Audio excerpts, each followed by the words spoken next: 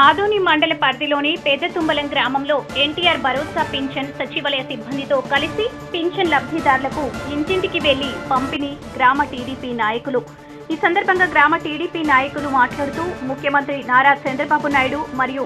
ఆదోని మాజీ ఎమ్మెల్యే మీనాక్షి నాయుడు ఆదేశాల మేరకు సచివాలయ సిబ్బందితో మమేకమై పింఛన్దారులకు గడప గడపకు వెళ్లి ఈ రోజు పింఛన్ పంపిణీ చేయడం జరిగిందని, వాలంటీర్లు లేకపోతే గడప గడపకు సంక్షేమ పథకాలు అందించడంలో విఫలం చెందుతారు అన్నవారు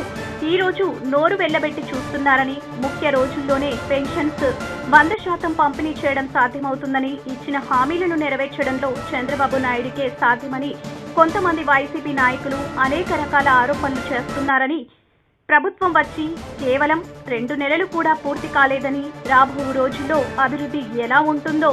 నిరూపిస్తారని, మా గ్రామంలో కూటమి నాయకులు సమన్వయంతో గ్రామ అభివృద్ధికి కలిసికట్టుగా కృషి చేస్తానని ఈ సందర్భంగా తెలిపారు. ఈ కార్యక్రమంలో సచివాలయ సిబ్బంది, టీడీపీ సీనియర్ నాయకులు వి అన్వర్ బాషా, ఎం షేక్ అహ్మద్, హుస్సేన్ మోదీన్, జాహీర్, కటికా మౌలా మరియు కార్యకర్తలు తదితరులు పాల్గొన్నారు.